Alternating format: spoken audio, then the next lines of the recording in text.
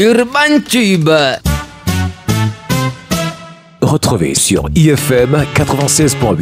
Vous savez ce qu'on dit? On est ensemble. Et qu'est-ce qu'on mange? La banane malaxée. Urban Tube, 18h, 20h. Quelle est la partie de ton corps que tu aimes le plus? Urban Tube. Urban Tube, c'est avec Luxi Labelle. Hello, bonsoir et bienvenue dans cette nouvelle édition de votre rubrique culturelle. Actuellement, on va parler des stars, des actualités, qu'elles soient tristes, heureuses. Mais là, l'actualité est triste. Parce que Jacob Desvarieux, décédé le 31 juillet 2021, n'est pas le seul artiste ou encore la seule légende qui laisse les mélomanes inconsolables. Il y a le 4 août 2021, l'artiste Coty François qui est passé de vie à trépas. Dans les locaux de la radio IFM, on a notre expert musical dans le cadre de l'émission Urban Tube. Servez-nous doux, bonsoir. Bonsoir Luxandra Wanji. Alors, j'aimerais savoir, moi j'ai été choquée par le décès de Coty François. Comment est-ce que vous avez accepté la nouvelle? Coty François est un artiste qui a marqué le mouvement Makossa au Cameroun et surtout qui fait partie de cette génération qui a exporté le Makossa et qui a installé justement la musique camerounaise sur le toit du continent africain. Recevoir, comprendre, entendre et percevoir un artiste tel que lui, décédé, ça renvoie à d'énormes tristesses.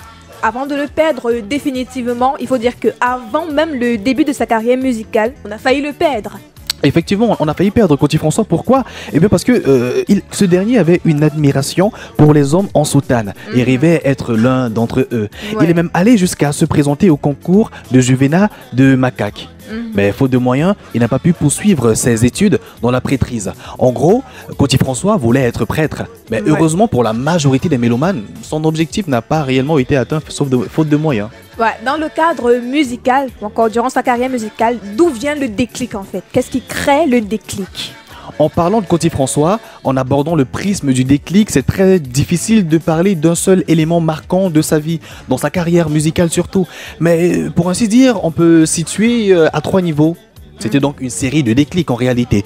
Le tout premier déclic, c'est d'abord l'obtention de sa première guitare, qui a été faite à base d'écorce. Ce qui traduit, à base d'écorce, je le dis, ce qui traduit, exceptionnel, sincèrement, et c'est également artisanal, mais ça traduit surtout cet amour, cette passion, cette volonté qu'avait cet artiste en la chose musicale. Le deuxième déclic arrive lorsqu'il est surtout à la chorale de la paroisse catholique de Souza, et il travaille justement son talent. Il a tellement répété, tellement révisé, aiguisé justement son talent pour la musique et surtout son chant.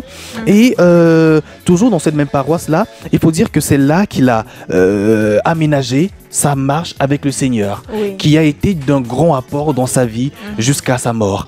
Il a dit, et je cite, « Je marche d'ailleurs toujours avec mon chapelet en poche, et dès que j'ai une difficulté, je prie. » On comprend donc que depuis son époque passée à la chorale, c'était très impactant dans sa vie.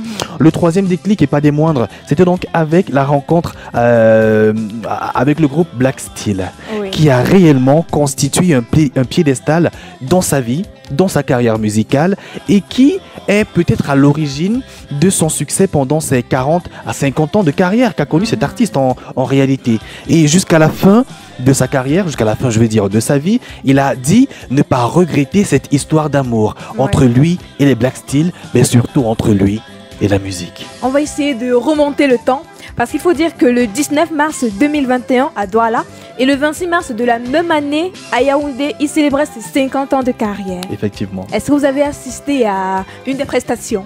Bien sûr, cloîtré chez moi devant la télé, bien sûr j'ai assisté à une des prestations et c'était toujours exceptionnel en réalité.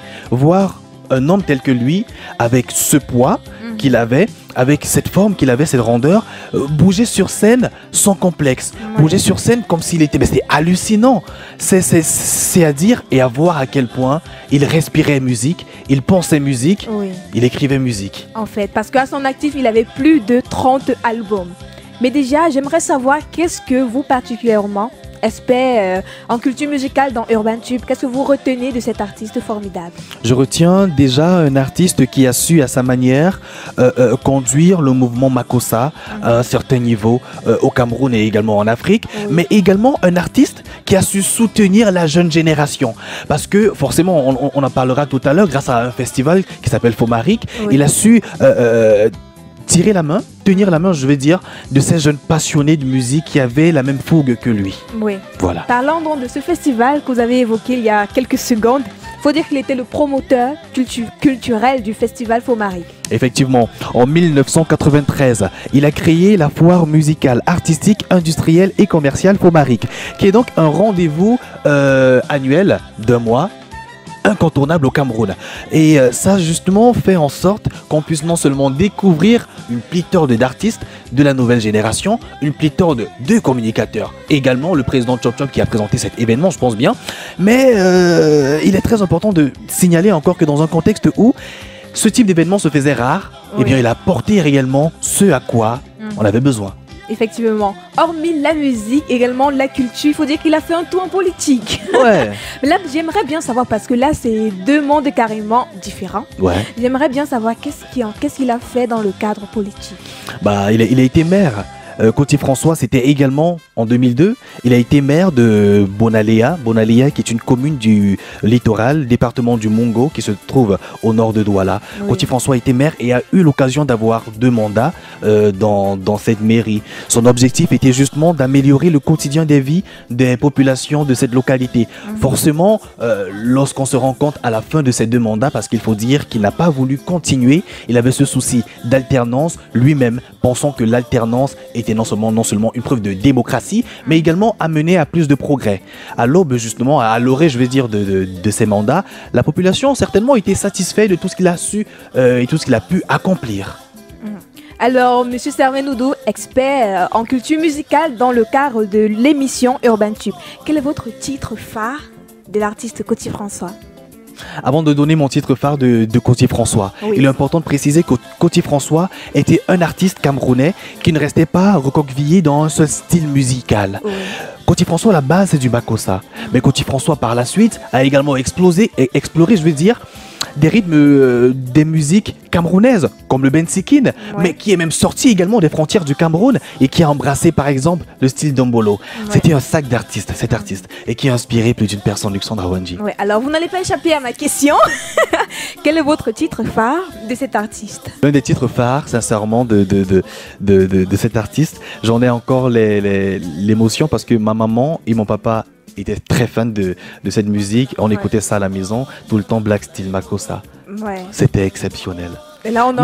Mais il a tellement de musique, c'est tellement difficile également de choisir entre les musiques de Coty-François. Mais bon, je pense que celle également que nous avons actuellement en fond sonore est celle peut-être qui est la plus écoutée, la plus aimée des Camerounais. Bon, je ne vais pas m'inscrire en disant du n'importe quoi, mais c'est réellement l'une des musiques qui porte la signature et l'emblème même de Coty-François, étant donné que chaque artiste a une musique phare. Ouais, il faut dire qu'on va s'écouter du Coty-François tous les soirs, de lundi à vendredi, entre 18h et 20h dans Urban Tube. Ouais, grâce à Franck Narcisse. 96.8. Grâce à Franck Narcisse Ondi, ouais, c'est clair. Rendez-vous très prochainement pour une nouvelle édition de la rubrique culturelle à la chronique.